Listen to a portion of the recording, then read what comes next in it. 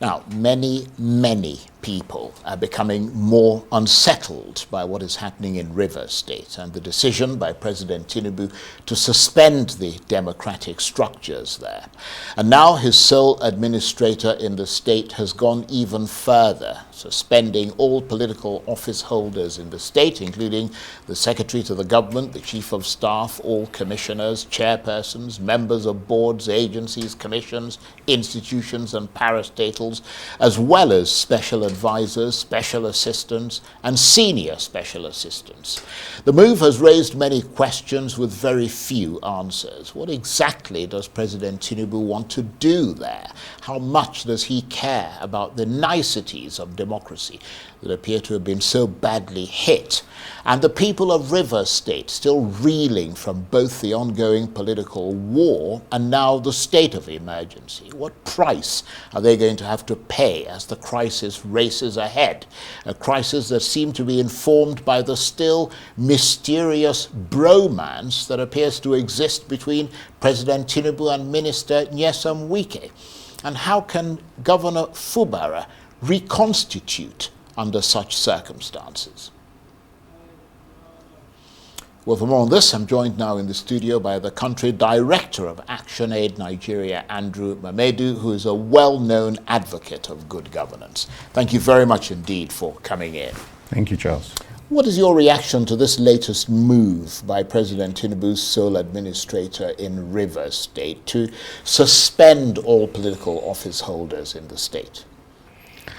Thank you very much, Charles. And first of all, just to put it out there, for us in ActionAid, the removal of the governor and House of Assembly members, we think is not backed by the Constitution.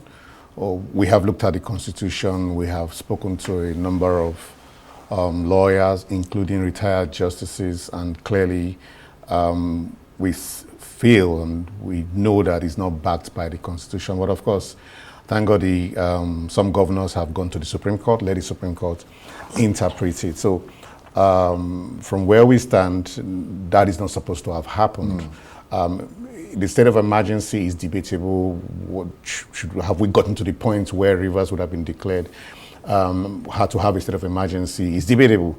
And if you look at the history where we're coming from, so some people talked about Obasanjo declaring state of emergency, removing governors. Yes, it happened. Then the next time it happened was during Jonathan, but it was tampered. Then the assembly was clear. Yeah, it was tempered. Yes, it was tempered. Yeah. Yes, so it was tempered, and it was the assembly asked him not to touch the governor and not to touch the resources. So that was clear. He didn't do that. And fast forward, during President Buhari, he had opportunity, he had options. A good example was Benue. Benue State, there were a whole lot of issues around Benue during his time, and he had but all also the pressure. Lagos State during the NSAS NSAS, exactly. There were a whole lot of pressure and issues on Buhari, but he resisted it. So we thought that we had gone past that era of that. So when the President Tinubu then went ahead to declare the state of emergency and remove, that was taking us back a number of years where we thought we had left. So first of all, we do not agree with that. Now, secondly, assuming but not conceding that the sole administrator, who of course whom we also argue that it mustn't be a military person that would be playing such roles. You would be looking for somebody that has expertise on peace resolution. The military aspect rubs people up the wrong way. Exactly. So given this country's history. So what message are you sending? That whenever we have an issue, you are bringing a retired military person? I don't have any issues with them, but we have a peculiar situation. If it was an issue of conflict, issue of reconciling differences, then you should look for the appropriate person. This is assuming but not conceding, right? To be able to play that role. And of course, then fast forward again, when he took over the mantle of leadership, he said he was there for peace. So, he was saying the right things at the beginning. Then when he then went ahead to remove all political office holders, then you begin to ask questions. 6 months, so the first 6 months, so would you be working with new sets of persons Absolutely. for just and 6 what are you months? going to achieve? What would you achieve with that? in that time? On the other part, I understand that maybe there might be some frustrations from the existing people. Maybe they might be loyal to the suspended. So he's worried about sabotage. So he could be worried about that. But then, if you bring in elements of politics to play in this, so I think we're also watching to see, okay, what will he be doing? For us in ActionAid, we are very clear. This kind of conversation, of course, we look at how does it affect the people? Yeah. How does it affect the people of Rivers State? How does it bring about peace? How does it affect the economy of the country? How does it get to a point where you don't have counter groups rising up in arms and challenging the state? That is our major concern. We don't want it to escalate and get to that obviously, level. we're going to be looking at that to see what impact it's going to have. Yeah, but so some would argue it's still early days. Yes, it's still early, exactly. But I don't think it was the right move. But is this all, I mean, when you look at what's behind it, I mean, is this all part of the same pattern in your view, as opposition parties have suggested? I mean, I know you're not in politics, but I mean, they're suggesting that the APC government wants to have more say over this key state ahead of the 2027 election. It's a key swing state. In other words, to weaken the control of the PDP. It's an opposition state that the PDP has on Rivers State, and is trying to make it more compliant with the president's wishes. That sounds like a conspiracy theory. It sounds like a conspiracy theory, but let me establish this. It always seemed that civil society, of course, legitimate civil society organization, are always they're always working hand in hand with the opposition. Why does it seem so? It looks like when we have an opposition, the opposition, of course, is challenging anti-people policies, challenging the government of the day, not necessarily trying to only take over power. So, but they do that in the right frame and in the right way, trying to say, okay, this is the right thing to be done. And that time, they speak what is truth to power. So we had the current president, when the state of emergency was declared, when he was in opposition, he spoke against it. So as civil society, we were saying the same thing at that point. So we are non-partisan. We are political, very political, because poverty, injustice is political, but we are non-partisan. So we might align in some of those issues just to establish that. But only in that limited sense. So when we say some things, it might align with what the opposition is saying. It doesn't necessarily mean that we are partisan. I understand that. But let's then talk about the people, because that is your focus. Yeah, so what are you hearing from the people?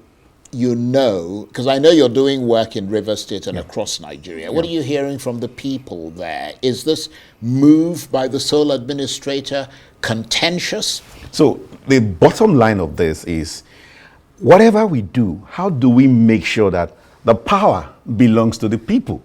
We have the principle of the principal-agent relationship, which is what guides government. Now, the principal-agent relationship simply says that the citizens who are the custodian of society have said, we have an agent in government. So the president is the leader of that agent, and you are expected to make rules, regulations, and all that. And if we are not happy or satisfied with you as citizens, we then say, oh, we would let you go. It's like your lawyer. If you're not satisfied with your lawyer, you let your lawyer go. Indeed. It's like your medical doctor, you change your doctor. So if you're not satisfied, but by the time you start tampering with the ability of the people, in this instance, who are the principal, for them to decide who they want to be their representative, that is where the challenge is. So all of this conspiracy, all of these actions or inactions, how does it affect the will of the people? How does it subvert the will of the people? So no matter what we do, would we still allow the will of the people, or are we going to rig the election? You pose the question, you answer it. So are we going to rig the election? So that's what we are watching out for. That's what we are looking out for. How do we strengthen our democracy? It's not about having strong men. It's about having strong institutions. So to ensure that if INEC, who is supposed to be an independent umpire in this instance, and our judiciary, they are playing their role, then no matter what you do, then it comes to election, the INEC will play its role, and the right candidate will be kicked out. Will be brought up. And then, if you are not satisfied, you go to court and you are assured that the court system will be able to determine what has actually happened at the end of the day. Then the citizens will be happy, will be okay. People will not get involved or be so much concerned about what is happening or what is not happening. But it's that tampering that is making the people afraid and scared and like, oh, what is happening here? Why would one person be so powerful? Why would 2 persons or 3 persons be so powerful in determining what happened and does not happen? It shouldn't be. If the reverse is the case, the people should have the power to determine what happened and does not happen in the states. And all that, obviously, I mean, starting from the political turmoil leading up to the state of emergency and so on, it's kind of created a political schism in Rivers State. How much do you fear for Nigeria's democracy as you see things manifesting there? Do you fear that democracy is at risk? Yeah, I think the major fear we have is the demonstration or elements of state capture. We have that fear. That's the major fear. So in civil society, we have a group we're working with, the Civil Society Situation Room. We have the Movement for the Transformation of Nigeria that has 30 million membership constituency. We have all those groups. And the conversation is increasingly, the issue of state capture is getting worse. We cannot guarantee that the police will be neutral and independent on issues. We cannot guarantee that INEC will be neutral. That's the Electoral Commission. That's the Electoral Commission will be neutral on electoral matters. We can no longer guarantee and say of a certain that the judiciary. So have they been captured? Even the media, some aspects of the media, of course, maybe not arise, but some aspects of the yes. So some aspects of the media are being captured. So increasingly, and then you are then trying to silence the voice of the people, saying you cannot protest, you cannot cry out when you are dissatisfied about an issue. So when all of this happens, you are gradually getting to a point of dictatorship, where the citizens can no longer speak. Whatever you say, you are seen as enemy of the state, and you are then people will go after you. But clearly, we would not, as citizens, we would not give out that power to the government. I mean, you clearly have the insight, the hindsight, the foresight to see all of this. I mean, civil society has become a sort of, fourth arm of the realm, if you like. What do you think can be done now to check the potential of this excess cementing itself even further? So one of the major challenge of principal-agent relationship is information asymmetry. What does that mean? It means that the agents seem to have more information, more knowledge than the principal, and they take advantage of that, and then that becomes power. So we need to be able to get the citizens. So I talked about the 30 million. So how do we tap into that 30 million, get 10 million, 10%, which is 3 million of that, or 20% of that, get them that whole consciousness. No matter what you do, no matter what you say, no matter how much you know, if you do not take action, the first thing is about knowing. So we need to get more people to know about what this is, what these issues are, and be able to understand the game where this is going to. It's about removing power from the people. We don't care about the political parties, whichever political party is going to have it, but let the power to decide who governs them be with the people. So for us, the game plan is about removing power from the people, and then the politicians decide, any political party, that is their game plan, to decide how and what they do, and the citizens do not have a say. So we need to shift that narrative. Citizens need to understand that, begin to place more demands. We need to work with the media and other critical stakeholders to place more demand and ensure that the constitution of the country is respected at every point in time. And those are the things that ActionAid is doing, working with various groups, various coalitions, various networks, to build that citizens' constituency that will be able to hold our government accountable. That's our primary responsibility. We cannot fail.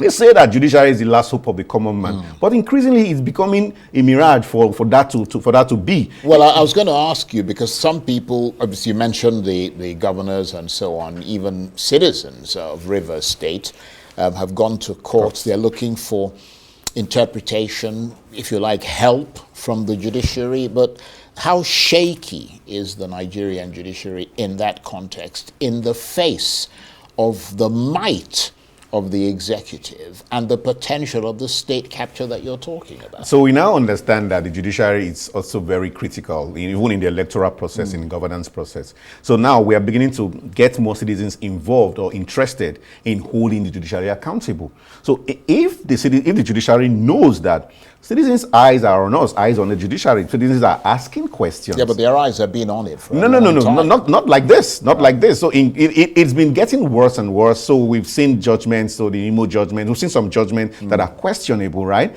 So now it seems to be getting worse. So at this stage, citizens are now beginning to ask questions, because at the end of the day, it's about welfare and security. What are they going to do to stop that thing? It's simple. We need to hold the judiciary accountable. So ActionAid, for instance, we set up an independent judiciary accountability panel that is made up of retired justices, some of them professors, and have some political scientists, have some media persons, have some citizens and some analysts and some lawyers in that group. And they pick controversial judgments to analyze them, including the Rivers State judgment, which we did, and we were able to share it. And of course, Arise played a crucial role in disseminating that. So those kind of things keep them on check. But beyond that, what would citizens do? There could be citizens' action. So if citizens' action, citizens should engage their lawmaker. So with what happened in the National Assembly, if you're not satisfied, engage your lawmaker. Citizens should write letters. Citizens should have protests. Citizens to have a protest, go to the street and express their grievances, told their representatives, told the president, told the executives, and of course, even to the judiciary to say, we are not satisfied with this. You do not force on us what you think is right. But it's what the Constitution has said, what is interpreted, and how the citizens conceive it as the principle, and who are the employers of the government. That is what we should follow. Right. And listening to you is very impressive, what you're doing. So keep doing it. Thank you very much indeed. Andrew Mamedu is the country director of ActionAid. He's also a well-known advocate of good governance. Thank you for coming in. Thank you, Charles. That's it for this edition of Arise Prime Time. Join us again tomorrow. From me and the entire team here in Abuja, bye-bye, and thank you for watching.